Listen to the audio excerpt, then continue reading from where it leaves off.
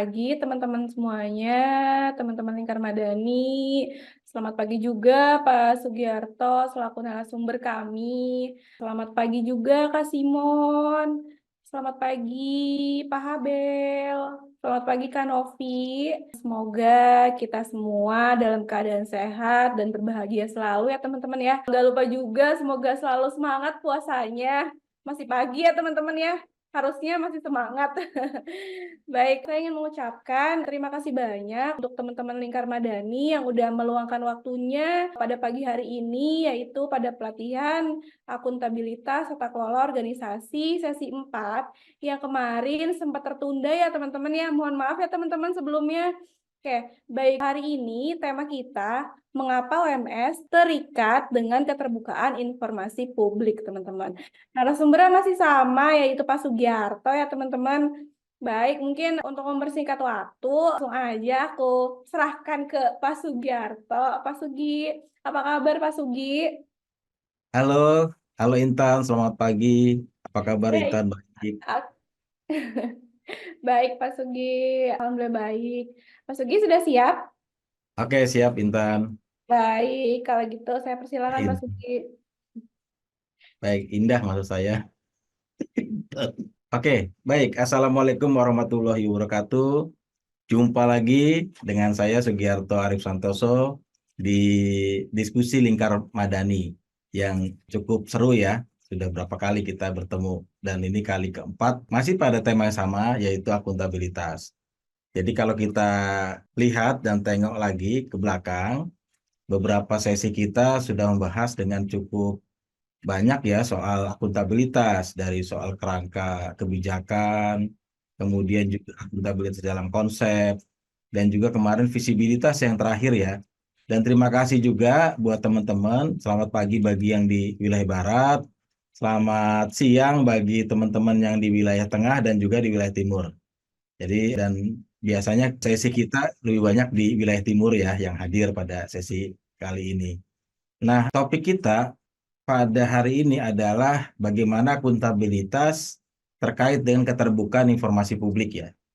Jadi seperti pernah kami sampaikan bahwa ada 5 sesi dan sesi keempat tentang keterbukaan informasi publik. Apa kaitannya akuntabilitas dengan keterbukaan informasi publik? Salah satunya adalah karena keterbukaan informasi publik adalah salah satu faktor atau variabel yang bisa diukur dalam menentukan apakah akuntabel atau tidak. Jadi akuntabilitas dapat diukur melalui apakah seterbuka apa informasi publik di organisasi kita masing-masing. Nah, sementara informasi publik itu sendiri sudah diatur di dalam peraturan perundang-undangan.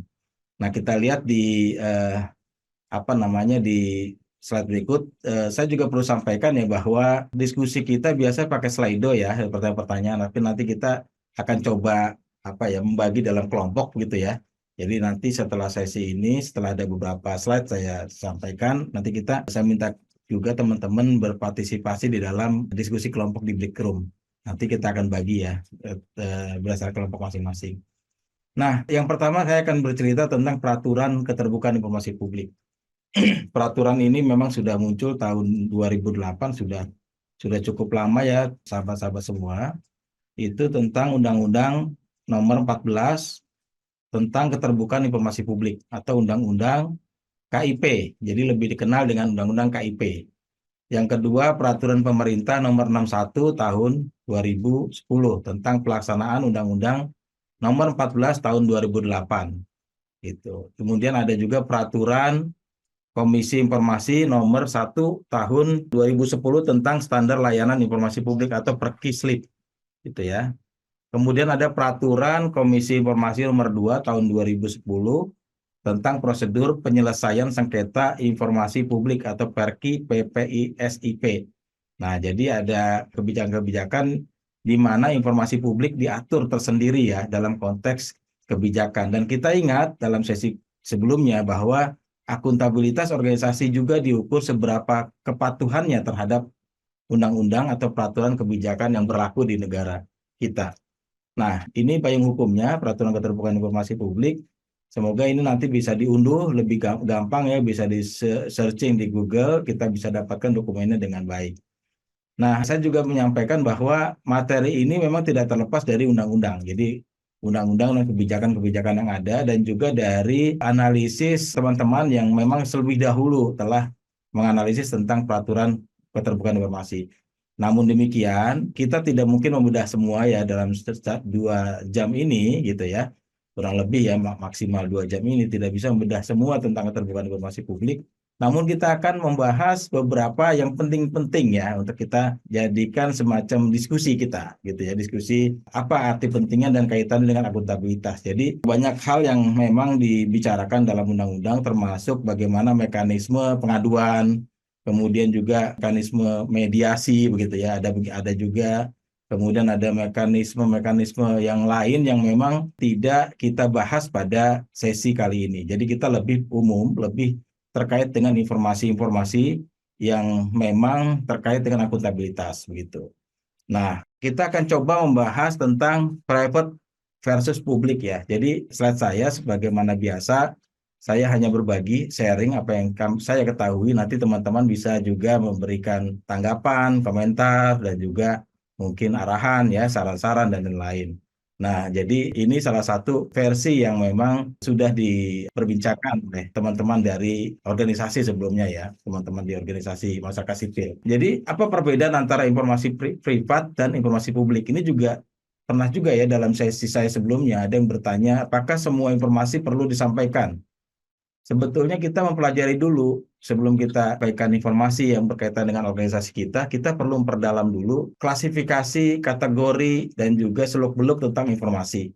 Jadi kalau kita bedah lagi apa perbedaannya di dalam informasi privat itu apa dan informasi publik itu apa, dalam keterangannya, jadi privat itu adalah tidak boleh digunakan oleh orang lain kecuali diizinkan oleh pemiliknya.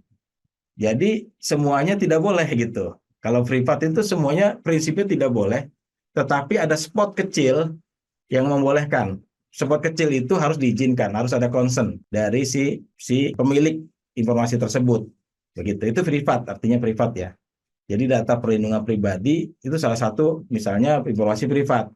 Tetapi boleh selama ada consent, misalnya nomor telepon bisa diberikan atau email bisa diberikan atau misalnya nomor KTP begitu ya bisa diberikan. Tapi selama ada consent dari si pemilik informasi. Jadi privat prinsipnya adalah semuanya tidak boleh kecuali yang diizinkan.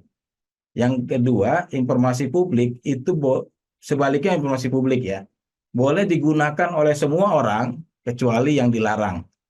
Jadi kalau informasi publik semuanya boleh gitu. Kecuali ada spot kecil yang dilarang, yang dikecualikan. Jadi bukan berarti informasi publik semuanya dibuka, tidak. Jadi semacam kita gambarkan ada kertas gitu ya, semuanya putih, tapi di tengahnya kita kasih blank warna hitam gitu. Nah, warna hitam ini tidak boleh. Tapi prinsipnya adalah semuanya boleh. Begitu ya kawan-kawan. Jadi untuk membedakan antara informasi privat dan informasi publik. Jadi kita bisa tahu nanti ini batasannya apa nih, publik atau privat gitu ya.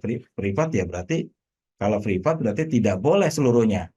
Itu berkaitan dengan data pribadi, data keamanan nasional dan lain-lain. Nanti di bawah nanti ada uraiannya.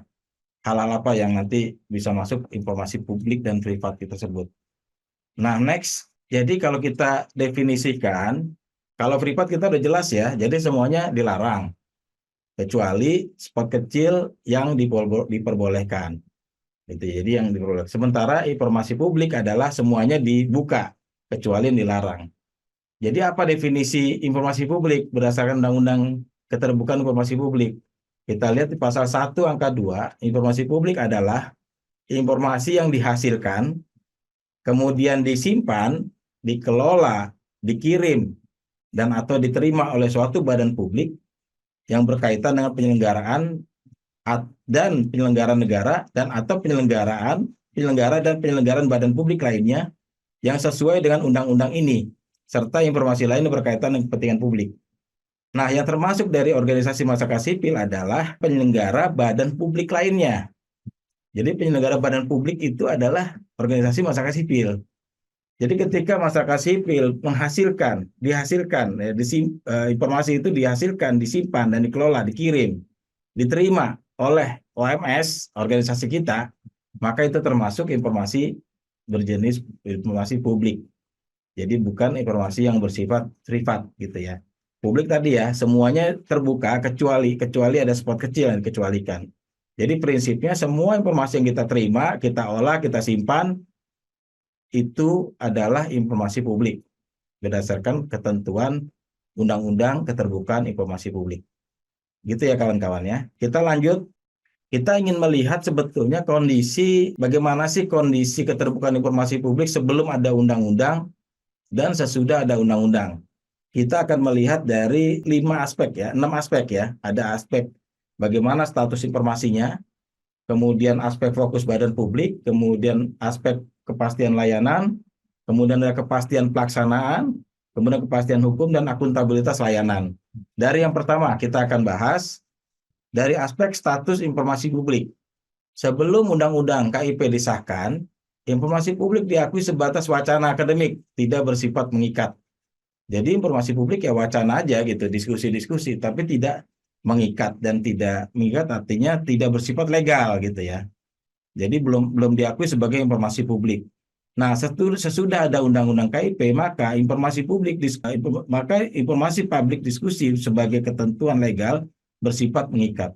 Jadi diskusi-diskusi wacana akademik gitu ya, diskusi-diskusi fokus group discussion dan lain-lain itu menjadi bahan informasi publik gitu ya setelah ada Undang-Undang KIP. Tadi definisinya adalah disimpan, dihasilkan, diterima gitu ya oleh organisasi, itu menjadi kategorinya masuk informasi berjenis informasi publik. Nah, itu jadi status informasi publiknya seperti itu. Kalau dulu belum punya status, masih ngobrol-ngobrol, omong-omong gitu ya. Tapi ke depan, saat ini ya setelah Undang-Undang KIP disahkan, maka seluruh informasi yang beredar, seluruh yang kita terima, seluruh yang kita kelola itu adalah informasi publik. Ya, kecuali dikecualikan. Nah, yang kedua, dari aspek fokus badan publik. Sebelum ada Undang-Undang KIP, informasi mengidentifikasi yang boleh diberikan atau positive list. Kita punya positive list ya, mengidentifikasi yang boleh diberikan apa saja. Yang boleh diberikan dan nggak boleh juga kita secara arbitrary lah, secara suka-suka. Suka-suka kita melis gitu ya, apa yang boleh.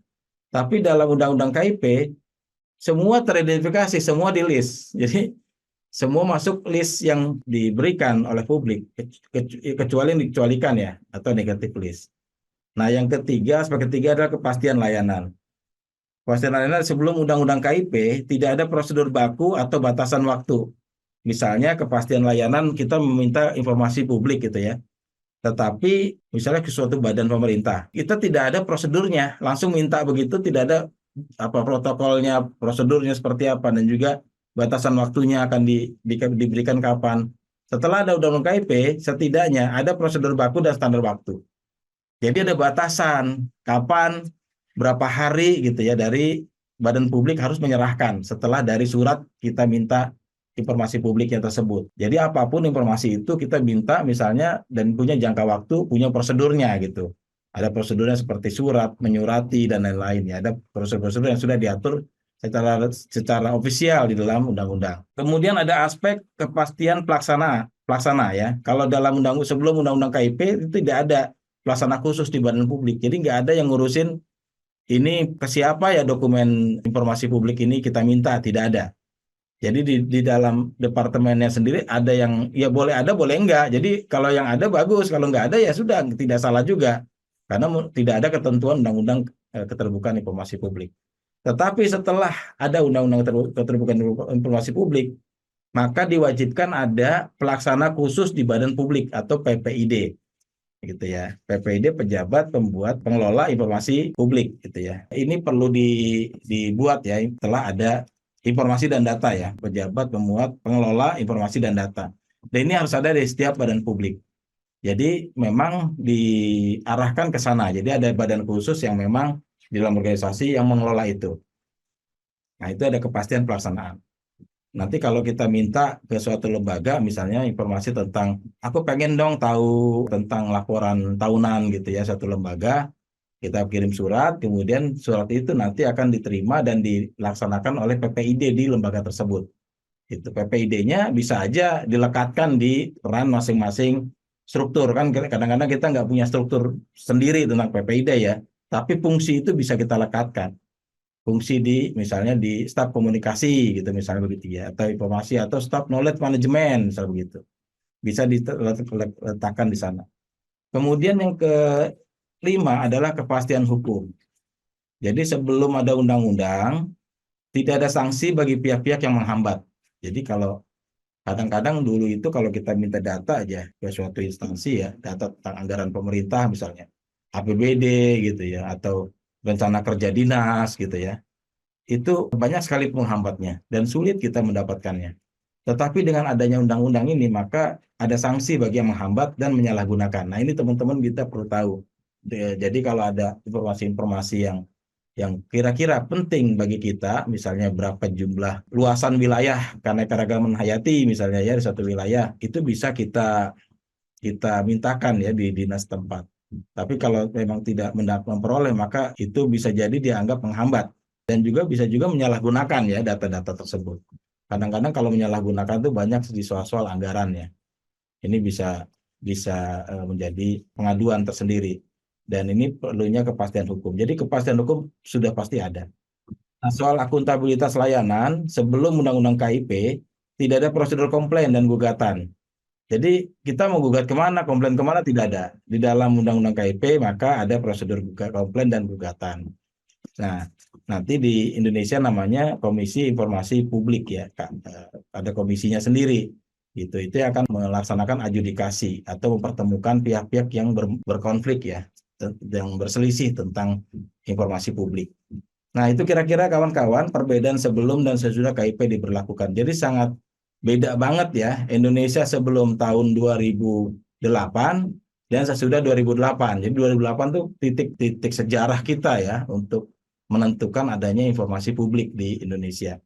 Nah, itu kira-kira yang sudah jelas ada kepastiannya. Saya sampai di sini dulu ya kira-kira. Saya sebelum slide berikutnya teman-teman ada yang raise hand nggak atau komentar. Jadi seperti biasa diskusi kita santai aja. Jadi kalau ada yang mau bertanya silakan raise hand. Oke, tidak ada ya. Jadi kita lanjut. Setelah kita tahu tadi ya perbedaan sebelum dan sesudah Undang-Undang KIP disahkan, maka kita juga perlu tahu apa kategori informasi publik. Kalau kita lihat kategori informasi publik berdasarkan aksesibilitasnya itu ada dua. Satu, wajib diumumkan, yang kedua, wajib disediakan gitu ya. Jadi semuanya wajib diumumkan, wajib disediakan. Kalau wajib diumumkan berarti informasinya aktif. Kalau wajib disediakan berarti informasinya pasif. Nah, apa yang wajib diumumkan? Informasi publik yang wajib disediakan dan diumumkan secara berkala. Itu merujuk ada pasal 9 gitu ya. Dan informasi yang wajib diumumkan secara serta-merta itu pasal 10. Itu ya, informasi yang bersifat wajib diumumkan gitu ya. Ada wajib disediakan, jadi tidak perlu diumumkan, sediakan aja, disediakan saja gitu. Wajib disediakan, itu juga ada di pasal 11 ya, di dalam Undang-Undang KIP. Dan informasi yang dikecualikan atau dirahasiakan itu di pasal 17 Undang-Undang KIP. Jadi ada, tadi yang saya bilang, informasi publik seluruhnya terbuka, tapi ada yang dikecualikan, itu ada di pasal 17. Itu tentang mengatur tersendiri tentang informasi publik. Jadi informasi publik ada yang sifatnya diumumkan, ada yang sifatnya disediakan. Yang diumumkan juga ada yang sifatnya wajib disediakan yang berkala, ada juga yang serta-merta gitu. Yang berkala maksudnya gini nanti, berkala itu ada waktu-waktu tertentu disampaikan. Kalau serta-merta ya harus ada automatically gitu ya, automatically tersedia gitu. Nah, kalau yang wajib disediakan begitu juga sama, setiap saat itu sudah ada gitu, sediakan setiap saat sudah ada. Nah, terus informasi yang dikecualikan yang dirahasiakan itu ada di pasal 17. Nah, itu kira-kira teman-teman ada pembagian berdasarkan aksesnya ya. Nah, slide berikutnya berdasarkan kategori informasi publik. Yang pertama adalah informasi yang sifat berkala. Ada 5 ya, kita bagi kategorinya menjadi 5 lah begitu ya. Ada 5, yang pertama berkala, yang kedua serta-merta atau secara otomatis ada, kemudian tersedia setiap saat ada selalu gitu ya. Kemudian ada yang sifatnya rahasia dan ada sifatnya berdasarkan permohonan. Mari kita lihat satu persatu. Yang sifatnya berkala itu penjelasannya adalah diumumkan ya, berkala ya berarti diumumkan dan disediakan secara rutin, teratur sekurang-kurangnya 6 bulan sekali. Jadi ada batasan di undang-undang sekurang-kurangnya 6 bulan sekali. Jadi jangan sampai tidak lebih dari situ ya, tidak boleh. Sekurang-kurangnya pun 6 bulan sekali harus ada yang berkalanya. Kalau setahun nggak dibilang berkala, yang dibilang berkala ya sekurang-kurang 6 bulan begitu ya, bukan tahunan begitu. Kemudian dapat diminta untuk diperoleh atau diminta untuk diumumkan sesuai dengan perundang-undangan. Jadi bisa diumumkan, bisa juga diperoleh atau diminta. Itu yang sifatnya informasi berkala gitu ya. Kita siapkan, bisa diumumkan, bisa disediakan gitu ya.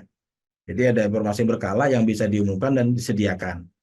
Kemudian disampaikan melalui media website dan papan pengumuman gitu. Jadi bisa disampaikan juga ya yang berkala tersebut di media-media website organisasi ataupun papan pengumuman. Itu yang sifatnya berkala. Bagaimana sifatnya serta-merta? Yang bersifat serta-merta adalah informasi diumumkan tanpa penundaan, menyangkut hajat hidup dan keselamatan, disampaikan melalui media yang memungkinkan. Ya kondisi bahaya, kondisi genting, gempa bumi ya, gempa gitu ya. BMKG kan selalu tuh, itu nggak boleh ditunda-tunda. Jadi kalau ada gempa setempat, informasinya harus sampai ke masyarakat. Itu ya kondisi-kondisi genting harus disampaikan. Kondisi-kondisi bahaya, bencana dan lain-lain ya, itu informasi-informasi yang sifatnya tidak boleh ditunda. Itu harus disampaikan dan disampaikan melalui media yang memungkinkan. Jadi kalau sekarang kan udah institusi-institusi yang terkait dengan informasi yang sifatnya tidak boleh ditunda ini kan sudah mulai banyak ya ininya platform-platformnya ya yang kita bisa akses gitu. Nah, yang ketiga tersedia setiap saat. Jadi informasi ini bisa disediakan setiap saat. Diberikan berdasarkan permintaan bisa. Jadi ini ada tersedia nih gitu ya. Ada informasi tersedia. Tapi berdasarkan permintaan. Kalau nggak diminta ya enggak gitu. Kalau diminta diberikan gitu ya, tersedia setiap saat. Langsung dapat diberikan ketika ada permintaan. Jadi kalau ada minta langsung bisa dikasih. Kita bisa profil dong organisasi, langsung bisa diberikan. Minta itu dong informasi kegiatan A, kegiatan B, bisa diberikan langsung. Misalnya seperti itu ya. Terus informasi bersifat lengkap gitu. Kalau yang tersedia satu lengkap ya. Kemudian disampaikan melalui media yang memungkinkan. Dapat disengketakan apabila tidak diberikan. Nah, ini. Jadi kalau sebuah bisa tidak diberikan ya akhirnya bisa disengketakan. Kemudian yang keempat, rahasia ya. Rahasia bersifat ketat, terbatas dan tidak permanen. Jadi berdasarkan uji konsekuensi dan kepentingan publik. Sifatnya emang ketat banget ya, terbatas dan tidak permanen. Dapat disengketakan kalau nggak diberikan. Nah ini rahasia dan tersedia setiap satu bisa disengketakan. Yang kelima, sebetulnya informasi yang belum dikategorikan pada kategori yang lain ya, mereka dapat diminta, dapat disengketakan. Jadi dia nggak masuk di berkala enggak, di serta-merta enggak, di tersedia setiap saat enggak ada gitu, rahasia tidak, tapi dia diperlukan, itu bisa diminta. Jadi kalau nggak dikasih bagaimana? Dapat sengketakan. Jadi inilah kategori informasi publik berdasarkan ketentuan dalam perundang-undangan. Sebelum slide berikutnya, di dalam chat Zoom ada satu yang resen ya, yang bertanya ya. Silakan Mbak Indah. Dari Kak Anang Aditya, ada Yayasan Planet Indonesia. Pak Sugi, contoh informasi yang wajib diumumkan dan wajib disediakan apa? Oke, wajib diumumkan dan wajib sediakan. Jadi informasi yang wajib sediakan bisa macam-macam. Yang diumumkan tergantung dari organisasinya. Jadi nanti saya akan jelaskan di slide berikutnya ya. Nanti ada penjelasan di slide berikutnya. Jadi di-keep dulu Mas Anang ya, Pak Anang ya, Pak Anang Aditya ya. Kita lanjut dulu ke slide berikutnya, yaitu tentang apa yang diklasifikasikan gitu ya. Tadi kita udah diskusi tentang apa yang disediakan dan diumumkan gitu ya. Bedanya apa? Nanti kita bahas ya setelah ini. Apa yang diklasifikasikan itu ada daftar informasi terbuka, itu ada berkala serta merta dan tersedia setiap saat. Jadi ada daftar informasi terbuka yang sifatnya bisa diakses berkala serta merta atau insidentil dan tersedia setiap saat. Ada juga daftar informasi yang dikecualikan. Maka kita akan mengenal ada jenis informasi yang setidaknya contoh ya, jenis informasi tadi ditanya Pak Anang ya tentang yang tersedia dan diumumkan. Ini sama juga. Jadi yang tersedia diumumkan itu sebetulnya dirumuskan dalam organisasi, mana yang perlu disediakan, mana yang perlu diumumkan. Jadi kalau diumumkan tuh seperti misalnya informasi profil organisasi. Itu kan diumumkan ya. Kemudian juga ada yang laporan audit ya. Audit itu kalau di atas 500 juta. Itu menurut ketentuan KIP itu perlu diumumkan. Jadi bukan disediakan, diumumkan. Kalau audit ya, pengelolaan dana yang sifatnya lebih dari 500 juta, itu perlu diumumkan, dipublikasikan. Jadi tidak boleh sediakan aja. Ada kok tersedia, kamu minta aja, nggak bisa. Karena itu ketentuan di undang-undang, harus diumumkan. Di hal seperti itu memang ketat ya di dalam informasi. Tapi selebihnya nanti mengacu pada kategori yang tadi, yang tidak masuk kategori mana-mana gitu. Nah itu bisa dikecualikan. Nah, contoh jenis informasi yang kita bahas ini ada slide berikutnya. Kita akan bahas slide berikutnya. Ada 3, ya, bisa berkala. Jadi yang namanya berkala itu tadi sekurang-kurangnya 6 bulan ya, sampaikan. Jadi jangan sampai tahunan gitu ya, ini tidak berkala gitu. Apa saja informasi yang berkala? Pertama, informasi yang berkaitan dengan badan publik. Badan publik itu sendiri ya, profil organisasi, struktur, gitu kan, portofolio keuangan dan lain-lain itu masuk berkala. Kemudian informasi mengenai kegiatan dan kinerja badan publik. Kinerja badan publik masuk badan publik ini organisasi masyarakat sipil ya, bisa diartikan seperti itu. Jadi kalau suatu kegiatan bikin workshop, bikin seminar dan lain-lain itu termasuk informasi yang terus-menerus diupdate gitu ya, informasi yang diupdate yang secara berkala diberikan. Kemudian informasi mengenai laporan keuangan, itu tadi sudah kita bahas juga, informasi mengenai laporan keuangan termasuk berkala. Kemudian informasi yang diatur dalam peraturan perundang-undangan. Nah, tadi sudah disampaikan juga informasi yang diatur dalam peraturan perundang-undangan mana-mana saja yang harus disampaikan kepada ruang-ruang publik. Kemudian tersedia setiap saat. Jadi ada informasi yang bersifat tersedia setiap saat. Misalnya daftar informasi publik itu harus tersedia setiap saat. Misalnya gini, publikasi-publikasi dari organisasi gitu ya. Itu kan ada daftar informasi publiknya tuh, itu perlu disampaikan. Itu harus tersedia setiap saat tuh, publikasi organisasi gitu ya. Setiap saat ada gitu. Bisa diumumkan, bisa disediakan gitu ya. Tapi setiap saat ada gitu. Jadi paham perbedaannya ya. Kalau setiap saat ada berarti bisa diumumkan, bisa disediakan. Nanti yang diumumkan mana, disediakan mana bisa diatur dalam ketentuan kesepakatan di organisasi, mana yang diumumkan, mana yang disediakan, dan juga dibatasi oleh peraturan perundang-undangan seperti tadi, di atas pengelolaan 500 juta dia harus diumumkan. Jadi nggak boleh disediakan saja gitu. Nah, terus selain itu rencana kerja informasi mengenai keputusan atau peraturan atau kebijakan badan publik itu juga perlu disediakan setiap saat. Apa saja misalnya? Misalnya keputusan kalau badan publiknya itu BPHN gitu ya, penyelenggara negara DPR gitu ya, dia harus menyediakan kebijakan-kebijakan yang disahkan. Jadi kebijakan yang disahkan itu memang sudah harus boleh diakses oleh siapapun dan tersedia setiap saat. Bisa diumumkan, bisa disediakan. Jadi diumumkan sudah, disediakan juga sudah ada. Nah, rencana kerja proyek dan pengeluaran tahunan badan publik. Rencana kerja proyek itu rencana kerja tahunan gitu ya, rencana kerja 5 tahunan, dan juga pengeluaran tahunan si OMS atau organisasi badan masyarakat sipil. Itu perlu disediakan setiap saat. Jadi kita sudah tahu, misalnya dari organisasi masyarakat sipil, kita pasti sudah tahu kalau organisasi pasti punya yang namanya rencana kerja dan pengeluaran tahunan. Nah, bisa kita minta gitu. Jadi tersedia setiap saat. Jadi jangan itu rahasia ini organisasi, tidak. Karena tadi kan definisinya di undang-undang, setiap yang diterima, yang diolah gitu oleh badan publik itu merupakan informasi publik. Kecuali yang dikecualikan. Kecuali ya si organisasi tersebut menyepakati untuk ada pengecualian gitu ya. Tapi di dalam undang-undang yang dinamakan tersedia setiap saat itu adalah rencana kerja dan juga pengeluaran tahunan badan publik itu mesti disampaikan kepada publik. Kemudian perjanjian badan publik dan pihak ketiga. Nah, ini juga harus tersedia setiap saat. Bisa diminta, bisa dibuka atau kalau ada yang meminta gitu ya. Ketika misalnya perjanjian badan publik dan pihak lain, misalnya pihak ketiga konsultan atau organisasi misalnya ada vendor gitu ya dalam perikatan kerjasama pengadaan barang dan jasa, kemudian ada terjadi berselisih gitu ya, dan meminta dokumen-dokumennya itu memang perlu disediakan setiap saat, perlu diberikan begitu. Kalau tidak diberikan bagaimana? Disengketakan, bisa disengketakan begitu. Nah, kemudian informasi atau kebijakan disampaikan dalam pertemuan-pertemuan umum. Nah, itu udah pasti ya, karena pertemuan umum berarti kan pertemuan yang sifatnya bisa dipublikasi gitu. Itu perlu diberikan. prosedur kerja pegawai badan publik yang berkaitan dengan layanan masyarakat. Ini pakai bahasa istilah kebijakan ya.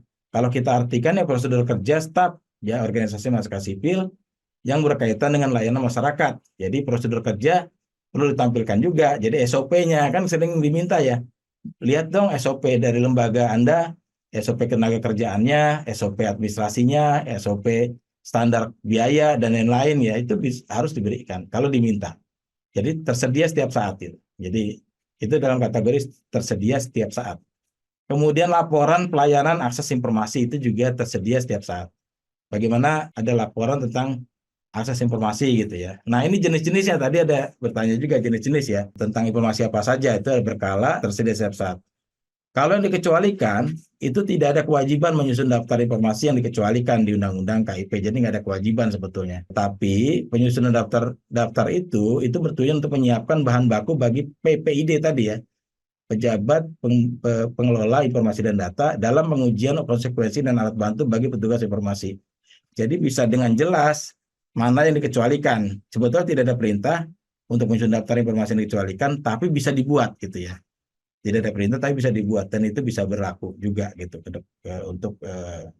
untuk kerja-kerja ke depan. Informasi yang dikecualikan itu dapat ditetapkan oleh PPID, oleh yang punya fungsi tadi ya PPID. Alternatif selain penetapan oleh PPID adalah surat edaran internal pimpinan badan publik karena memiliki ruang lingkup kegunaan yang menyeluruh untuk semua satuan kerja. Kalau tidak menamakan diri PPID bisa juga surat edaran ya.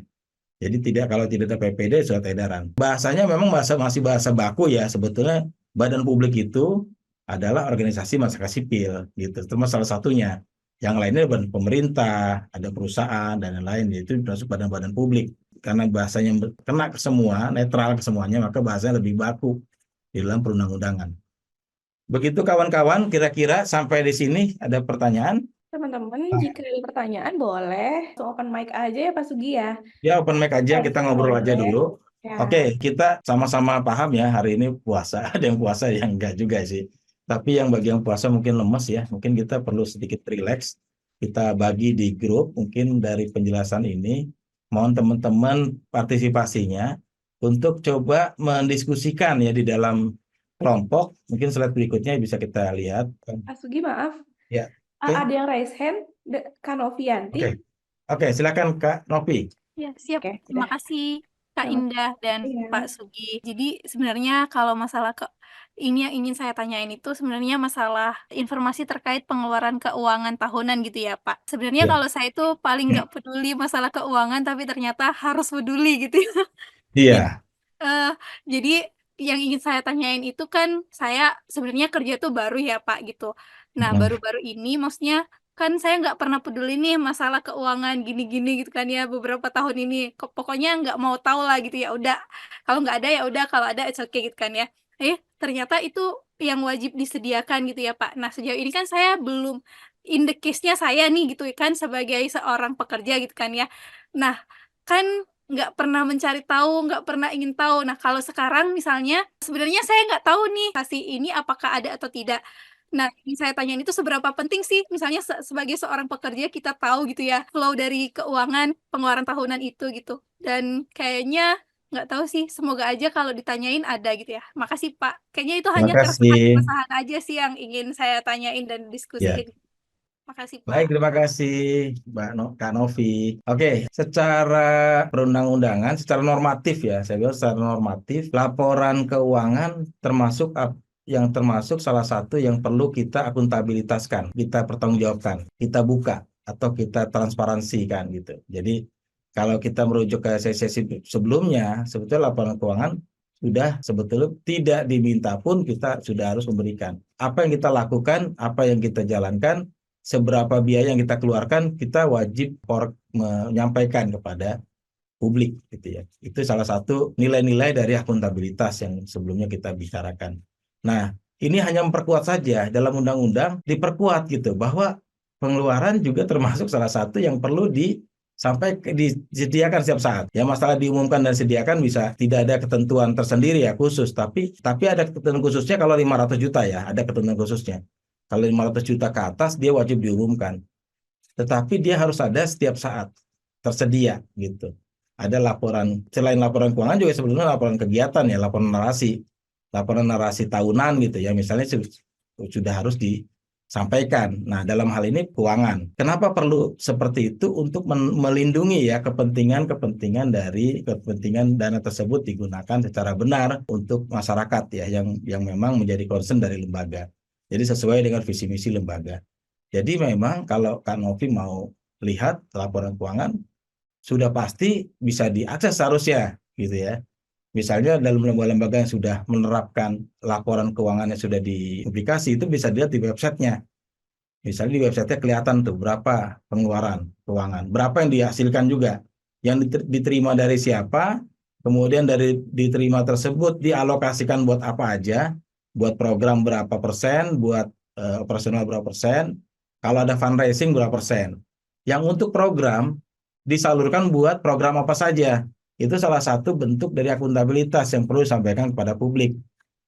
Program tersebut misalnya kita bilang pendidikan, kesehatan, gitu, pelayanan publik misalnya tiga administrasi pendudukan misalnya tiga kegiatan kita, tiga kegiatan besar gitu. Ya kita program tersebut disalurkan ketiga itu dengan jelas sudah kelihatan pengeluarannya. Begitu. Tampil secara mungkin tidak detail ya. Itu hanya rekap dari laporan keuangan. Jadi laporan keuangan menunjukkan bahwa organisasi tersebut betul sudah menyalurkan untuk program pendidikan sekian persen, untuk menyalurkan program kesehatan sekian persen, untuk administrasi kependudukan sekian persen, misalnya begitu ya, pemberdayaan anak sekian persen begitu. Nah, sisanya untuk operasional. Biasanya operasional ya 20% sampai 30% begitu ya. Nah, itu kelihatan di situ. Performance itu yang ditunggu-tunggu sebetulnya oleh publik. Betul nggak organisasi kita sebagai badan publik sudah melaksanakan amanat ya sebagai badan publik? Begitu Kak Novi. Jadi kalau Kak Novi mau ngelihat portofolio organisasi, ya tinggal sebetulnya organisasi itu harus menyediakan setiap saat ada gitu. Jadi sudah bisa diakses. Gitu. Mungkin secara umum ya, kalau secara detail kan mungkin diatur di dalam PPID-nya, di dalam pejabat pengelola informasi dan data. Ada informasi yang dikecualikan. Jadi prinsipnya informasi itu terbuka, tetapi ada yang dikecualikan gitu. Masih ada yang dikecualikan, tidak semua juga ya diberikan gitu ya. Karena informasi publik kan sebetulnya bukan semuanya diberikan, tapi ada beberapa hal yang dikecualikan. Begitu kira-kira Kak Novi? Siap, terima kasih Pak Sugi. Tapi ini ada cerita lain nih Pak, kan Oke, beberapa kali silakan. punya interaksi sama misalnya OPD gitu ya. Misalnya kalau masalah pendanaan itu agak susah ya Pak, dapat ceritanya lah gitu. Iya betul, betul. Jadi profiling dinas itu nanti ketahuan di profil Pemda ya. Pemda kan punya profil tuh di APBD.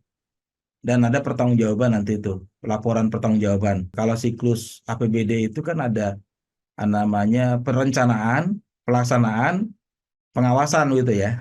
Jadi siklusnya seperti itu.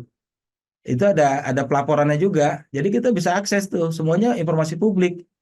Jadi kita bisa minta tuh laporan pertanggungjawaban APBD, misalnya apa namanya ya, ya laporan pertanggungjawaban LPJ ya, pertanggungjawaban. Nanti ada silvanya berapa, sisa anggarannya, itu bisa kita boleh kita lihat, boleh kita tahu. Jadi kalau kita nggak dikasih bagaimana? Kita bisa sengketakan, begitu.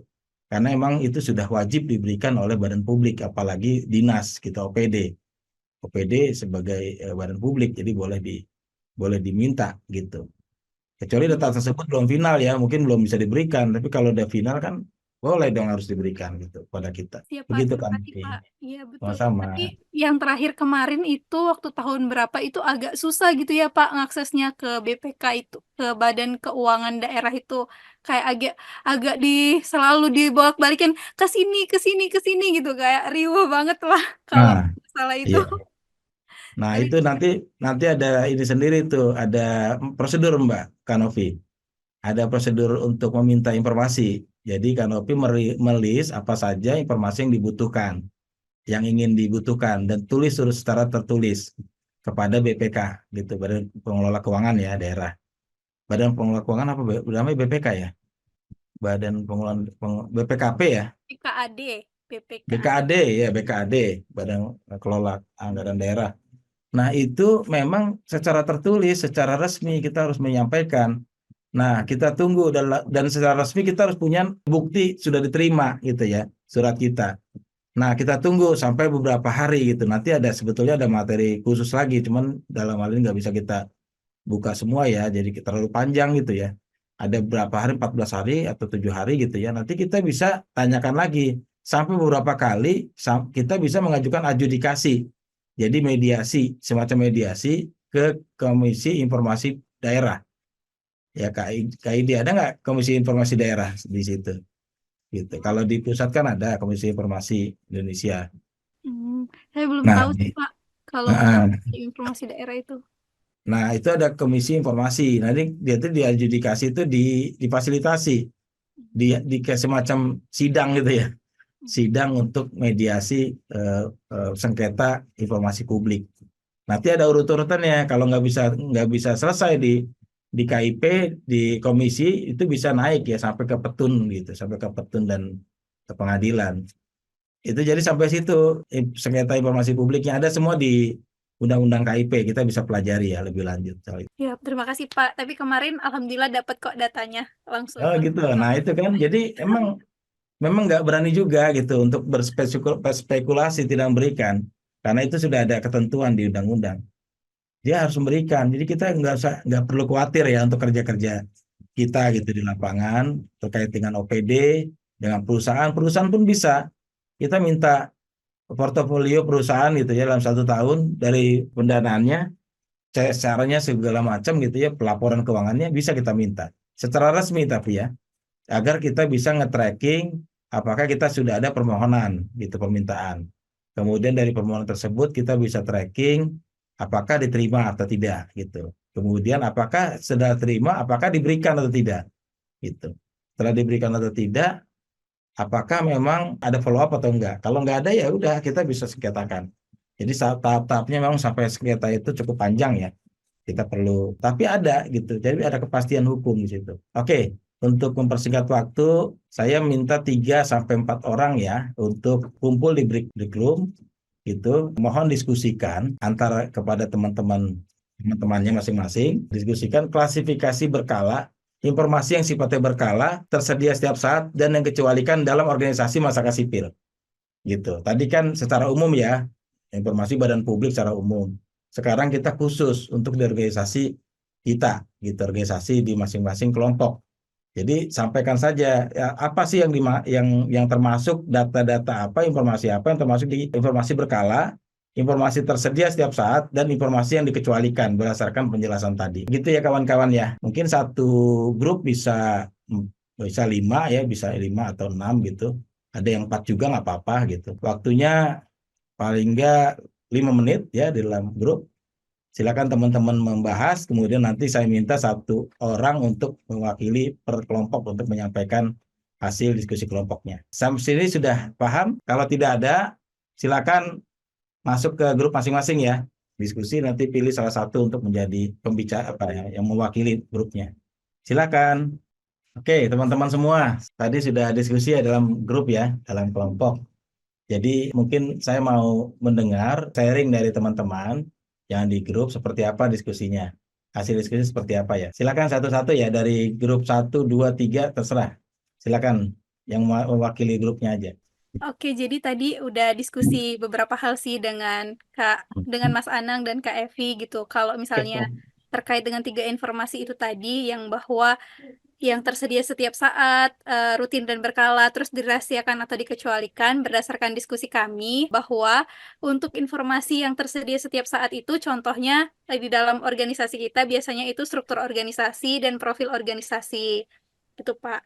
Terus kalau yang kedua, informasi yang secara rutin atau berkala itu yang diupdate biasanya laporan kegiatan, juga laporan keuangan baik bulanan dan tahunan. Nah, kalau yang ketiga, yang dirahasiakan atau dikecualikan itu ada privasi individu, misalnya terkait dengan identitas, KTP, keluarga, surat teguran gitu, gaji, dan pajak gitu, nominalnya, kayak gitu sih Pak. Terus ada satu lagi sih tambahan tadi bahwa bisa jadi ini dikecualikan, bisa jadi tersedia gitu, tergantung organisasi apa yang meminta gitu ya Pak. Itu investigasi kejahatan lingkungan misalnya contohnya. Mungkin Mas Anang bisa nambahin. Terima kasih, itu dari saya. Terima kasih. Silakan tambahan dari Mas Iya, Anang. ya Pak Sugi. Jadi seperti yang disampaikan oleh Pak Novi tadi, jadi memang kalau untuk laporan investigasi itu kan kita biasanya prosesnya kan di awal itu tidak sifatnya terbuka, kita memang di balik layar aja kan. Tapi itu memang informasinya ya tahap-tahapannya memang kita sesuai dengan prosedur yang berlaku lah bahasanya gitu. Dan itu bisa dipertanggungjawabkan. Tapi nanti ke depannya itu memang bisa diungkapkan ke publik, tapi tidak barangkali tidak semuanya dan hanya beberapa saja karena kalau laporan investigasi biasa di prosesnya itu kan kita khawatirnya itu ada menyangkut dengan keamanan daripada diri sendiri maupun di lembaga, makanya itu sifatnya dikecualikan. Apalagi kalau ini tingkatannya kita bermain di ranah hukum dan kepada ke institusi penegak hukum. Jadi informasi ini tidak serta-merta dimunculkan dan untuk konsumsi publik pada umumnya. Itu aja Pak. Terima kasih Baik, Pak. terima Dan kasih. Dari grup 1 ada lagi? Cukup ya? Silakan grup 2. Ini ada Kak Audina, Pak Berlando, ada Lince dan juga Tante ya. Silakan grup 2. Atau ke grup 3 deh. Grup 3 ada siapa aja Indah ya? Grup 3 ya. Grup 3 ada Kak Rapika, terus Kak Aspianur, boleh diwakilkan? Boleh diwakilkan dari salah satunya. Kak Ningsi, Kak Simon. Kak Audina katanya ada trouble, Pak Sugi, Oh, laptopnya trouble. tidak bisa open mic. Oke. Grup 2 tadi sempat diskusi, yang grup 3-nya tadi tuh ini Pak Sugi, apa namanya, Kak Rapika itu sinyalnya kurang bagus, jadinya Oke. suaranya nggak keluar. Baik. Oke, kalau begitu sudah ini ya, kayaknya kita coba ini dulu. Nanti kalau teman-teman sudah bisa dengan device-nya, bisa langsung open mic aja ya. Kita akan coba menanggapi dari grup 1 tadi ya. Grup 1, saya rasa cukup cukup detail ya tentang apa yang berkala, yang kemudian yang tersedia ya tiap saat dan yang kecualikan. Tadi sudah. Jadi kalau diminta profil, struktur organisasi sudah pasti sudah ada karena sudah tersedia ya. Nah, itu tadi grup 1 hasilnya seperti itu. Kemudian untuk yang berkala tadi sudah dikatakan ada laporan kegiatan, laporan keuangan gitu ya. Itu berkala karena memang harus di-report secara apa ya, 6 bulanan atau tahunan begitu ya, secara reportnya dan sudah bisa diakses, baik disediakan ya, diumumkannya bisa tahunan gitu, tapi disediakannya sekurang-kurangnya 6 bulanan. Nah, yang dikecualikan tadi ada selain dari data individu, KTP ya, KTP staf, gaji dan lain-lain, ada juga laporan investigasi ya yang memang dikecualikan. Dan mungkin juga ada beberapa organisasi, seingat saya dulu waktu saya bekerja di Indonesia untuk Kemanusiaan itu ada alamat-alamat teman-teman dari itu ya, dari lembaga pengada layanan yang tidak boleh memang disampaikan di publik gitu ya, itu termasuk dikecualikan. Jadi alamat-alamat organisasi Karuput yang memang sensitif ya untuk diangkat sebagai dipublikasikan itu tidak termasuk yang dikecualikan. Itu bisa juga termasuk seperti itu ya. Jadi laporan investigasi, kemudian juga alamat-alamat ya mitra yang memang sensitif untuk diberikan itu perlu dikecualikan. Nah, sebetulnya sejauh apa kita aman ya dalam mengecualikan informasi yang kita sudah tetapkan dikecualikan gitu ya. Sejauh mana kita dapat mendapatkan perlindungan ya. Kan dikecualikan, masa disengketakan kan tidak boleh sebetulnya. Dikecualikan nggak boleh sengketakan. Maka sebetulnya yang dikecualikan tadi, teman-teman harus membuat semacam prosedur di dalam organisasi, ketetapan ya, bukan prosedur, ketetapan dalam organisasi mana informasi yang berkala, mana informasi yang tersedia setiap saat, dan mana informasi yang dikecualikan. Nah, dengan rincian tersebut, maka PPID ini atau teman-teman di organisasi masing-masing sudah mendapatkan legalitas ya, legalitas bahwa sebetulnya informasi tersebut tidak bisa diberikan, walaupun dipaksakan gitu ya. Walaupun dipaksa harus memberikan gitu, laporan investigasi tidak boleh. karena itu merupakan informasi yang dikecualikan tidak boleh keluar dari organisasi gitu.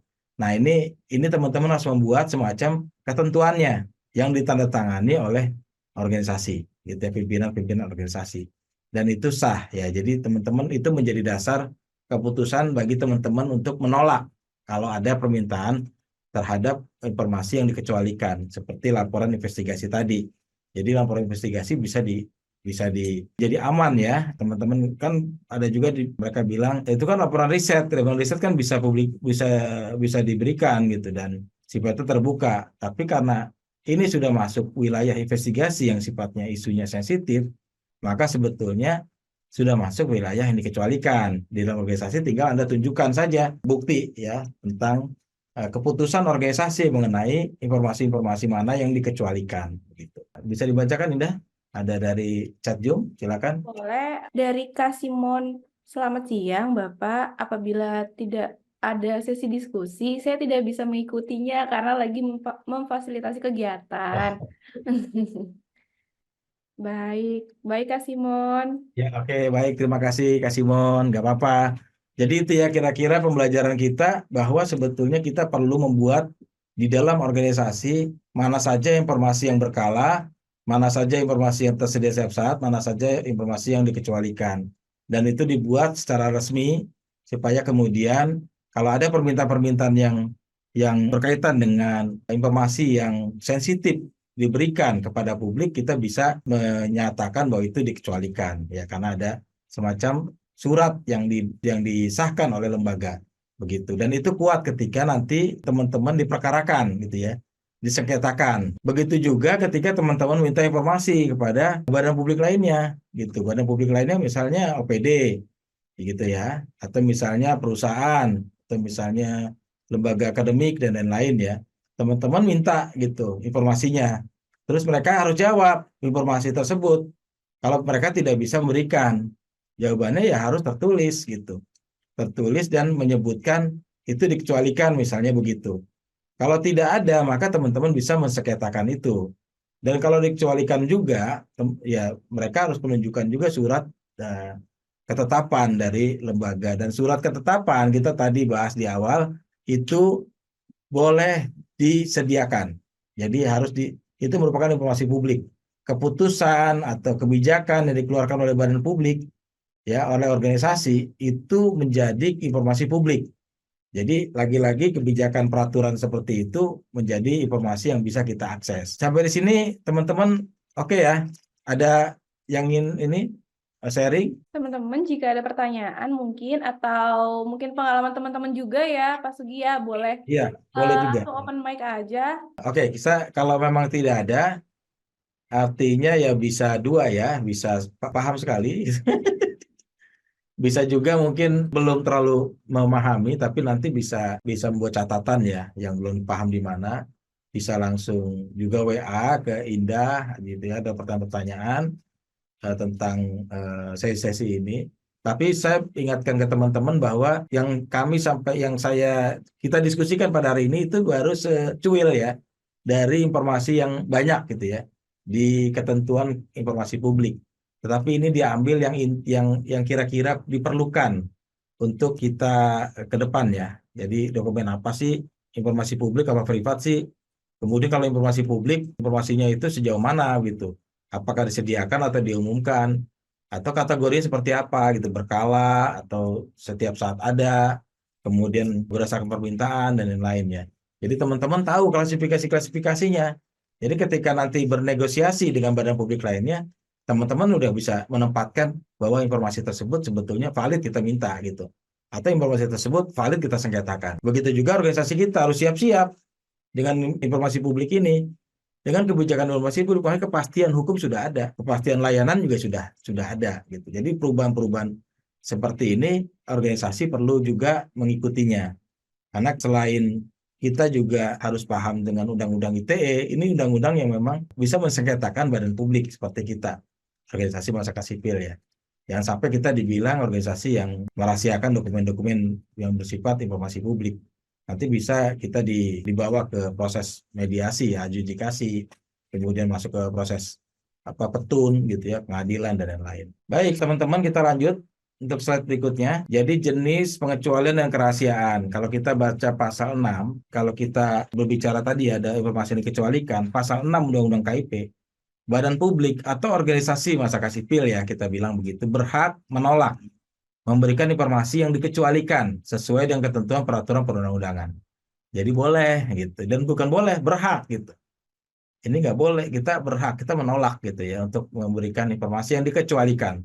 Tapi kita juga perlu menunjukkan bahwa yang dikecualikan itu ada di dalam surat ketetapan organisasi gitu ya. Kemudian badan publik berhak menolak memberikan informasi publik apabila tidak sesuai dengan ketentuan peraturan perundang-undangan. Jadi aneh-aneh, nyeleneh gitu mintanya dan tidak sesuai peraturan perundang-undangan. Misalnya dengan demo gitu ya, demo di depan kantor itu juga nggak bisa. Yang benar adalah mengirim surat secara formal, ofisial. Yang ketiga, informasi publik yang tidak dapat diberikan oleh badan publik sebagaimana pada ayat 1 adalah informasi yang dapat membahayakan negara, tidak diberikan oleh badan publik, tidak dapat diberikan. Kemudian informasi yang berkaitan dengan kepentingan perlindungan usaha dan persaingan usaha tidak sehat, itu juga tidak boleh. Kemudian informasi yang berkaitan hak pribadi, tadi sudah dikatakan ya di grup 1 tadi ya, Mas Anang dan juga Kak Novi, data-data individu, KTP, gaji, dan lain-lain itu berkait dengan hak pribadi. Itu tidak boleh gitu diberikan, tidak dapat diberikan. Jadi seluruhnya ini tidak sebetulnya privat ya, ruangnya privat. Informasi sifatnya privat. Kemudian informasi berkaitan dengan rahasia jabatan dan atau informasi publik yang diminta belum dikuasai atau didokumentasikan. Jadi kalau memang belum dikuasai, gimana kita bisa memberikan? Itu kan bukan dokumen kita gitu. Karena belum menjadi otoritas kita untuk mempublikasikan dokumen tersebut. Sehingga informasi publik tersebut bisa menjadi pengecualian. Jadi kalau kita mau mengecualikan dokumen-dokumen, kita merujuk pada pasal 6 Undang-Undang KIP. Gitu ya. Kalau itu membahayakan negara, itu dikecualikan. Kalau itu ada kepentingan perlindungan usaha atau persaingan usaha, itu tidak, itu bisa dikecualikan. Kalau itu berkaitan hak pribadi, itu dikecualikan. Rahasia jabatan, kemudian kalau dokumen itu bukan dokumen kita, tentunya ya tidak boleh kita publikasikan gitu. Tidak boleh kita berikan karena itu pengecualian. Begitu kira-kira teman-teman untuk jenis pengecualian dan kerahasiaan. Jadi dulu saya pernah mengatakan tidak semua laporan keuangan kita buka gitu ya. Tentu kita buka beberapa yang memang menggambarkan situasinya. Kalau mau lebih verifikasi lebih lanjut ya minta gitu organisasi gitu ya. Nah itu termasuk cara kita untuk menjaga hal-hal yang sensitif ya dalam organisasi yang harus ke publik. Slide berikutnya, informasi publik yang wajib disediakan dan diumumkan secara berkala. Nah itu artinya disediakan atau diumumkan secara rutin, teratur, dan dalam jangka waktu tertentu setidaknya 6 bulan sekali. Kemudian yang kedua, penyebarluasan informasi disampaikan dengan cara yang mudah dijangkau dan dalam bahasa yang mudah dipahami. Nah, itu berupa disediakan dan diumumkan secara berkala. Kemudian mencakup informasi berkaitan dengan badan publik seperti profil, kemudian kedudukan, kepengurusan, maksud dan tujuan organisasi, kenapa organisasi tersebut didirikan gitu ya, latar belakang organisasi, sejarah dan lain-lain. Kemudian informasi kegiatan dan kinerja badan publik. Itu juga termasuk dari informasi publik yang wajib disediakan dan diumumkan secara berkala. Kemudian informasi tentang laporan keuangan, itu juga kita perlu sampaikan. Kemudian informasi lain yang diatur dalam peraturan perundang-undangan. Termasuk tadi kelompok 1 sudah membahasnya ya, yang berkala tadi, laporan keuangan, laporan kegiatan, tapi juga di sini ada laporan sejarah pendirian organisasi juga penting untuk disampaikan. Informasi apa lagi lainnya ya, informasi kegiatan, kinerja badan publik bisa kita sampaikan juga. Kinerja artinya kinerja itu kan terkait dengan visi misi organisasi dan bagaimana kita mencapai visi misi tersebut. Jadi kalau kita tercapai, kinerja kita bagus. Kalau misalnya tidak tercapai, kita kurang bisa tepat sasaran ya, dan itu menurunkan kinerja kita di mata publik. Itu kinerja kegiatan.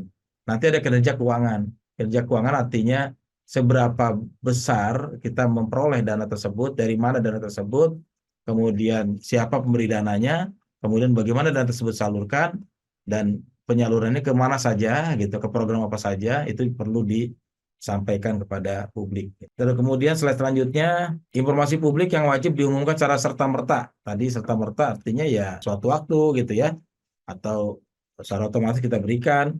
Itu wajib diumumkan tanpa penundaan, jadi nggak usah ditunda-tunda gitu ya. Tadi informasi dari BMKG misalnya gitu, tadi saya kasih contoh, ada gempa bumi dan lain-lain, itu kan bisa langsung disampaikan, tidak boleh ditunda.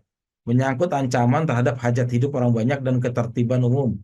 Nah, itu intinya begitu. Informasi aktif, artinya informasi yang wajib diumumkan seketika terjadi keadaan yang dapat mengancam hajat hidup orang banyak dan ketertiban umum. Misal kerusuhan massal gitu ya, itu wajib tuh. Ada kerusuhan di sana, ada kecelakaan di sana, sini gitu. Nah, itu biasanya harus disampaikan serta-merta tuh. Jadi badan yang khusus untuk itu apa, badan mana gitu, badan biasanya ya kalau kebencanaan di BMKG, kalau kalau soal kerusuhan kepolisian dan lain-lainnya. Jadi dia menyampaikan secara transparan gitu ya, bahwa apa yang menjadi peran dia, kemudian terjadi persoalan dan dia harus sampaikan secara segera gitu. Begitupun teman-teman juga kalau misalnya dalam berkegiatan ya di lapangan ada hal-hal yang sifatnya mengganggu ketertiban umum, itu perlu disampaikan juga gitu, dan yang berpotensi untuk mengancam ya hajat hidup orang banyak, itu perlu disampaikan informasi-informasi tersebut. Itu informasi yang serta-merta harus disampaikan. Selanjutnya, informasi yang wajib tersedia setiap saat. Ya, ini yang pertama informasi pasif, artinya untuk memperolehnya harus dilakukan dengan mengajukan permintaan. Ini ada informasi pasif tadi, informasi yang bisa diakses kalau diminta gitu ya. Itu informasi pasif, artinya ya kalau kamu minta saya berikan. Profil misalnya, profil organisasi, ya itu pasif aja gitu, pasif aja. Tapi kalau diminta ya kita kasih, baik hard copy maupun soft copy-nya gitu. Dan yang kedua, wajib dan rutin sediakan oleh badan publik. Ini wajib ya. Yang ketiga, informasi yang wajib tersedia setiap saat mencakup pertama, daftar seluruh informasi dalam penguasaan badan publik. Nah, ini perlu daftarnya juga, informasi yang wajib tersedia nih. Jadi bikin daftar, apa saja sih informasi dari organisasi, dari publikasinya, buku-buku, modul, panduan, profil, kemudian laporan tahunan, laporan audit, itu di-list semua tuh. Itu daftar seluruh informasi dalam penguasaan badan publik yang merupakan miliknya. Jadi kalau bukan miliknya jangan gitu ya, di pengecualian. Kemudian keputusan badan publik dan pertimbangannya, nah itu perlu disampaikan. Kemudian kebijakan badan publik dan dokumen pendukungnya. Kemudian rencana proyek dan anggaran tahunannya, nah itu perlu disampaikan. Rencananya mau begini, anggarannya segini. Meskipun nanti ternyata tidak sesuai gitu kan, pada nanti ada laporannya, kenapa tidak sesuai, jadi nggak masalah. Namanya juga perencanaan ya, tidak pasti nantinya akan sesuai persis dengan yang direncanakan. Nah, itu perjanjian badan publik dan pihak ketiga. Informasi dalam pertemuan yang bersifat terbuka untuk umum. Kemudian prosedur kerja yang berkaitan dengan layanan publik. Kemudian laporan layanan akses informasi itu wajib tersedia setiap saat itu. Terus informasi lain yang telah dinyatakan terbuka untuk diakses publik berdasarkan keputusan sengketa informasi publik. Jadi kalau udah sengketakan kemudian diputuskan jadi informasi yang tersedia setiap saat, yang nggak boleh dirahasiakan lagi begitu ya. Kan disengketakan, nggak mau dikasih. Tapi kalau udah diputuskan sengketa publik melalui adjudikasi atau melalui proses pengadilan, ya harus diberikan. Itu informasi yang wajib tersedia setiap saat. Kemudian informasi yang dikecualikan. Informasi publik yang apabila dibuka akan mengganggu dan membahayakan. Misalnya proses penegakan hukum, perlindungan haki dan persaingan usaha tidak sehat, hak kekayaan ya intelektual.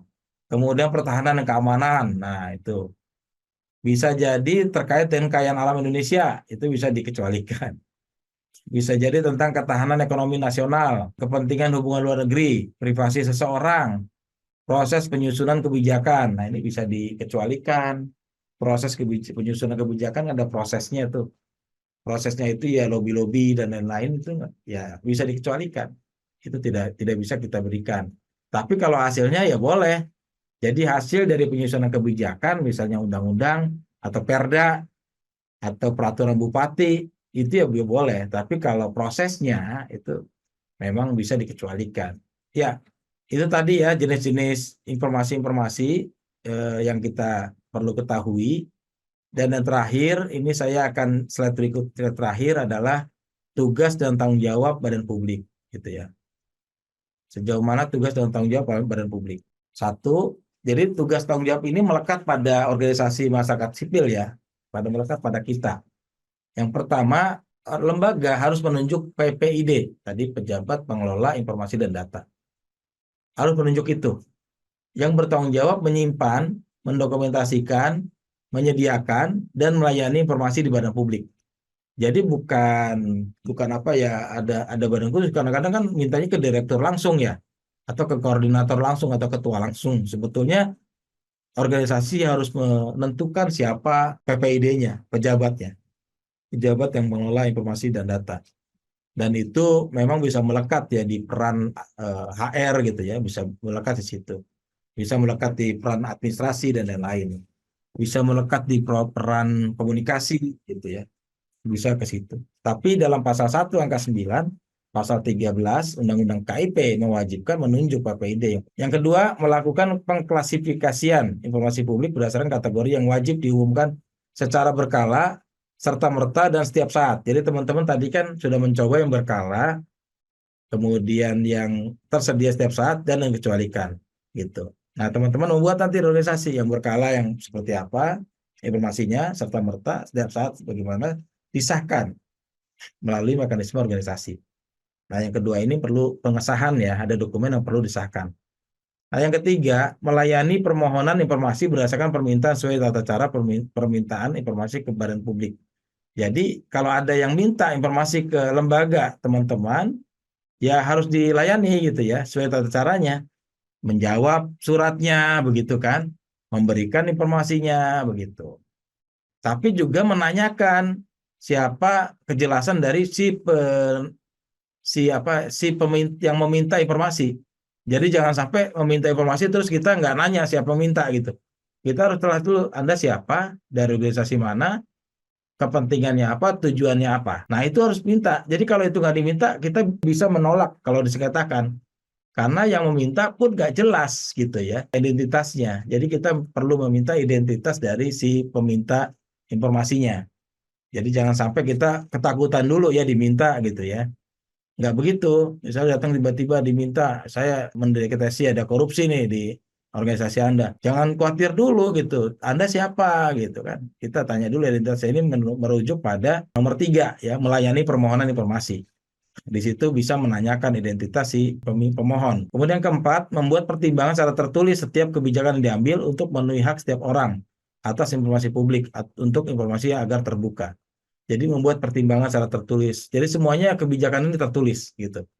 Kebijakan yang sifatnya tadi ya, yang klasifikasikan informasi, pengecualian dan lain-lain itu, dan bagaimana prosesnya dalam prosedurnya dalam organisasi perlu dilakukan secara tertulis. Kemudian yang kelima, melakukan pengujian tentang konsekuensi sebagaimana dimaksud pada pasal 17 dengan sesama dan penuh ketelitian sebelum menyatakan informasi publik tersebut dikecualikan untuk diakses setiap orang. Jadi kalau untuk informasi yang dikecualikan, teman-teman perlu membuat semacam analisis uji konsekuensi, pengujian konsekuensi gitu ya. Jadi konsekuensinya apa? Perlu disusun, ditulis gitu ya, untuk informasi yang dikecualikan. Gitu. Jadi perlu ada sedikit narasinya. Kenapa? Alasannya apa dikecualikan? Apakah karena bencanaan? Apakah nantinya isunya akan sensitif gitu ya? Tadi seperti yang diuraikan tadi sebelumnya ya. Sebelumnya diuraikan isu-isu mana yang termasuk dikecualikan gitu ya, mengganggu ketahanan keamanan gitu, hubungan luar negeri, privasi seseorang, itu perlu diberikan namanya analisis konsekuensinya. Yang keenam, menetapkan jangka waktu pengecualian informasi. Jadi jangka waktu pengecualiannya kapan gitu. Misalnya ya selamanya atau ada hal tertentu yang boleh dibuka gitu-gitu ya. Jadi ditetapkan lah dalam organisasi. Kemudian yang terakhir adalah mengumumkan layanan informasi setiap tahun. Apa saja yang diumumkan, jumlah permintaan informasi yang diterima. Nah, jadi ada tuh satu kolom laporan tentang keterbukaan informasi.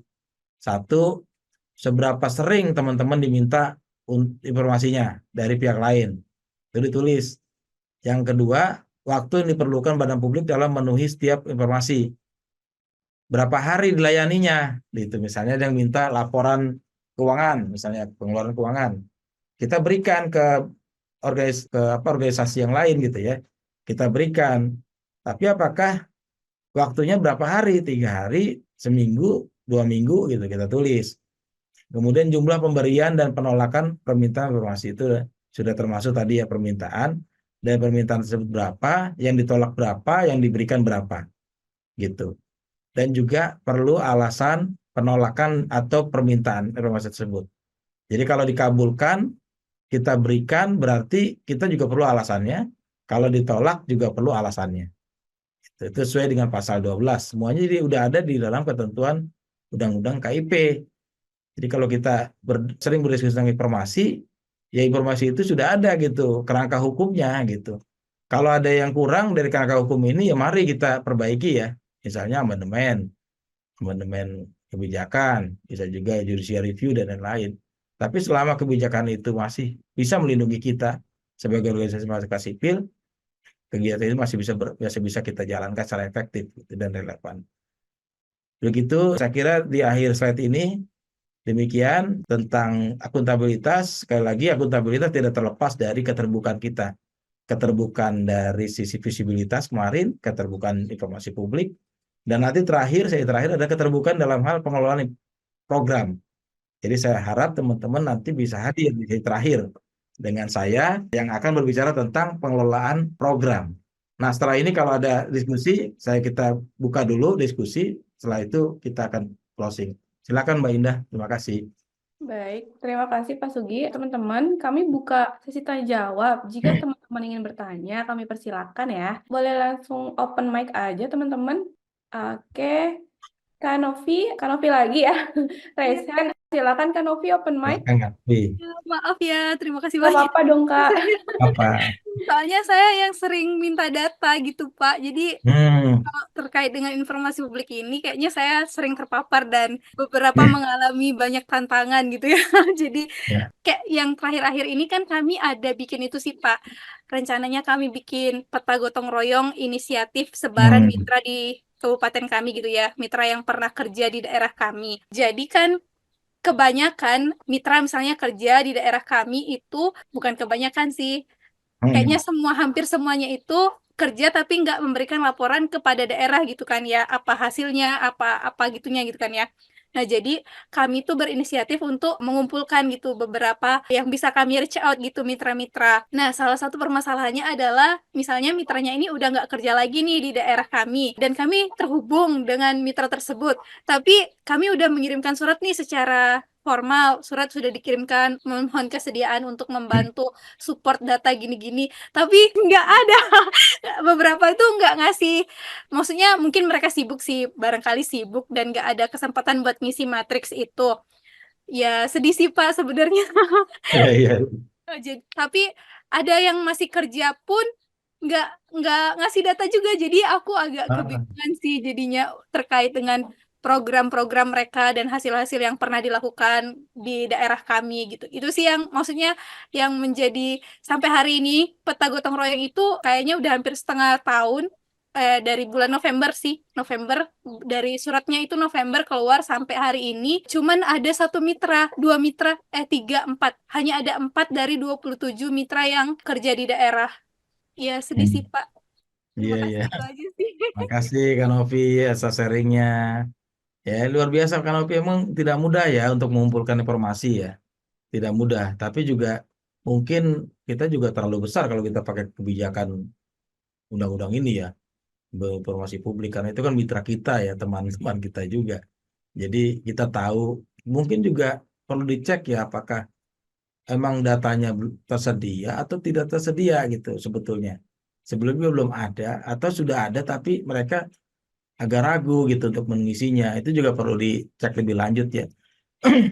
Nah, itu juga satu problem dari pengumpulan informasi ya, informasinya. Karena informasi itu jenisnya sebetulnya informasi yang jenisnya publik ya. Informasi yang boleh diakses karena itu berkaitan dengan kinerja, berkaitan dengan kegiatan. Gitu, bukan data pribadi. Nah, itu dan bukan data yang berkaitan dengan perlindungan pertahanan negara begitu ya. Tidak. Jadi selama itu kemudian di luar dari itu, maka data tersebut seharusnya lebih mudah diberikan gitu. Nah, jadi mungkin ada problem tertentu tuh dari mitra ya yang diminta tadi yang ditagih ya dari Kak Nopi gitu. Nah, itu sama-sama sih emang problem itu Kak Nopi. Saya juga pernah mengalaminya. Thank you, thank you. Iya Pak, padahal itu skop suratnya kami bahkan nggak pakai organisasi kami, malah langsung dari Bapeda yang kami pakai kan biar lambah kuat Hmm, tanda tangan sekda gitu kan ya. Tapi tetap hmm. sedih sih. Ya udahlah, Iya. ya udah sih Heeh. Pak. Bahkan Bapeda kan punya daya koersif ya untuk memaksa kan. Punya daya memaksa sebetulnya. Kan Bapeda. Tapi kita mengingat bahwa informasi tersebut bisa jadi belum diolah gitu. Jadi belum bisa merapikan. Itu perlu ada mungkin peningkatan kapasitas ya, Kak Novi. Saya juga nggak tahu ya, soalnya nggak tahu konteksnya sih. Bisa aja sih begitu ya. Bisa knowledge management kita gitu ya, yang memang ini di luar dari informasi publik yang kita bicarakan ini ya. Tetapi ini kan masalah kinerja yang seharusnya memang informasi publik harusnya sudah. Cuman ada kendala-kendala yang dalam hal mengumpulkannya itu kan satu problem sendiri. Gitu. Ya Tapi oke. ada juga sih Pak mitra Nah, yang misalnya saya benar-benar datang nih ke salah satu mitra itu benar-benar disambut dengan baik sampai buku dikasih, oh profilnya iya sampai dikasih, betul. sampai semua Betul. dana-dana dibuka gitu. Ini Iya, ini Mbak gini-gini tinggal oh pokoknya keren banget mitra itu sih Pak. iya. Nah, Ada yang gitu sih. kan Pak Novi bilang keren kan, orang eksternal ya. Iya. Artinya kan ketika data itu dibuka oleh badan publik, oleh organisasi masyarakat sipil, data yang diminta kemudian kemudian dengan legowo, dengan ikhlas gitu ya, kita Mhm. membuka karena sesuai dengan ketentuan peraturan undang-undangan, pasti kita didukung kan. Mhm. Pasti banyak orang melihat kinerja kita akuntabel. Karena akuntabel, maka kita akan mendapat dukungan dan support ke depan gitu. Setidaknya support jaringan, support kawan, support pertemanan, support dukungan, nanti ujung-ujungnya ya dana gitu ya. Dana, kerelawanan, dan lain-lain. Jadi saya pikir mendorong keterbukaan informasi publik dalam organisasi masyarakat sipil itu sebetulnya juga mendorong akuntabilitas. Jadi memperkuat akuntabilitas. Nah, manfaat akuntabilitas besar ya di sesi pertama sudah kita bahas tuh manfaat akuntabilitas. Jadi dengan cara kita memastikan bahwa keterbukaan informasi publik ini berjalan baik di organisasi kita maupun di organisasi lain, baik itu di pemerintahan, di perusahaan, di organisasi masyarakat sipil, di mana-mana ya. Jadi kita perlu dorong itu. Iya, betul sih Pak. Jadi dengan mitra yang itu jadi lebih percaya aja kalau misal minta data Nah, pasti cepet juga. Ya mantap nih nah, bilang gitu. Tapi wah kalau mitra keren. yang, iya betul Pak. Jadi kalau mitra yang kayak yang susah itu ya tetap follow up terus sih sampai sekarang sama mbaknya sama Iya, bapaknya. Bapak tolong kalau udah ini di, tapi tetap iya. ya udahlah ya gitu. Ya udah Nah, sih. Makasih loh Pak. Ini siap, siap Kak Novi, pertanyaan dari Kak keren, keren. Audina. Nah, Kak Udina ada juga pertanyaannya. Baik, terima kasih Kak Novi. Pak Sugi ada pertanyaan dari Kak Audina dari Yasiwa. Ya, Jika terjadi seperti Kak Novi, bagaimana sikap kita seharusnya, Pak? Apa kita kasih jangka waktu atau melakukan pelatihan dulu atau bagaimana? baik kita ya pertama kan kita identifikasi dulu ya, artinya problemnya apa gitu. Tidak bisa memberikan data tuh kan udah banyak ya problemnya. Ada problem nggak ada orangnya gitu, orangnya nggak ada gitu. Kalau nggak ada orangnya susah ya. Nah, tapi kan organisasi harus bertanggung jawab, organisasi mitra tersebut gitu. Ya kalau nggak ada orangnya ya diupayakan gitu dari siapa yang ada di situ kan begitu. Ada juga problemnya misalnya saya sebetulnya mau tapi semangat gitu ya untuk mengisi, untuk memberikan, tapi saya nggak tahu caranya mengisinya gitu formnya. Nah itu juga problem.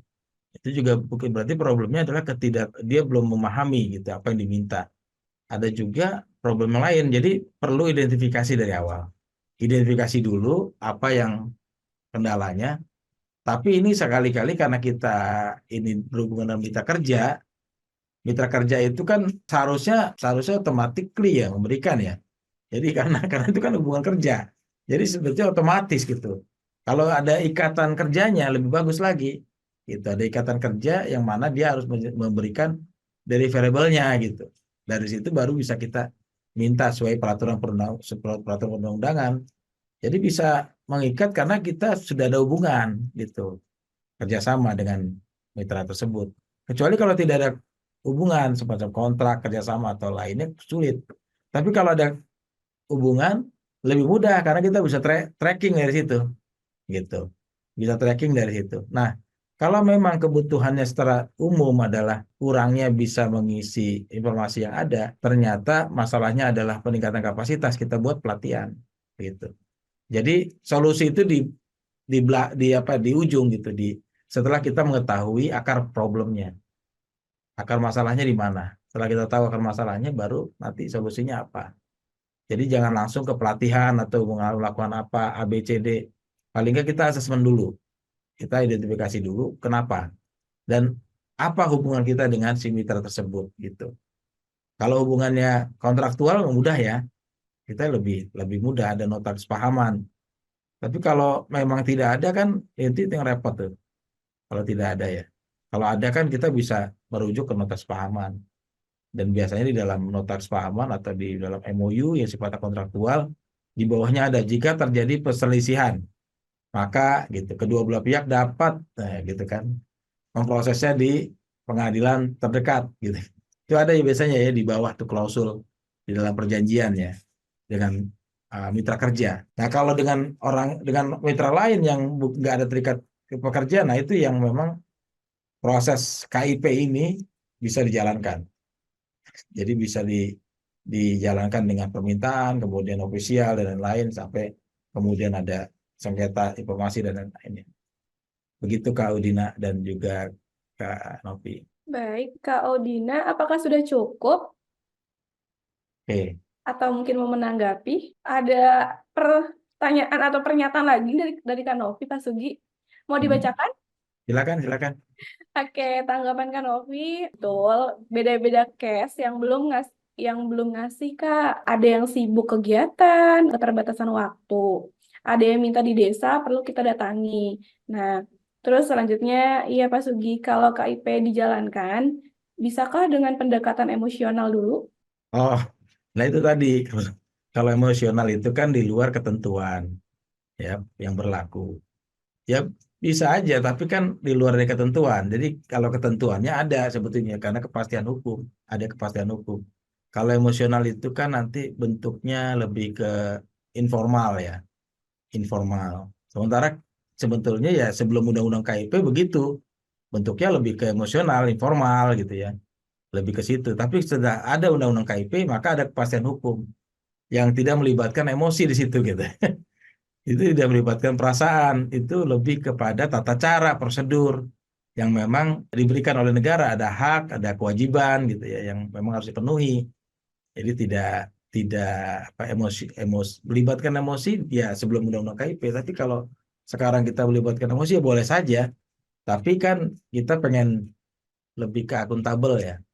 Akuntabilitas itu kan ditentukan ketika kita patuh terhadap peraturan perundang-undangan gitu. Itulah kira-kira kan Novi. Jadi kalau pakai ya emosional kadang-kadang ya bisa bisa berhasil bisa enggak ya karena enggak jelas ya informal gitu ke sisi-sisi yang bukan di luar dari kebijakan. Oke, gitu aja dulu ya tanggapan saya Kak Indah. Baik, terima kasih Pak Sugi, Kak Audina, dan Kak Novi. Apakah sudah cukup Pak Sugi untuk pertanyaannya? Ya saya kira sudah cukup ya untuk pertanyaannya Kak Indah.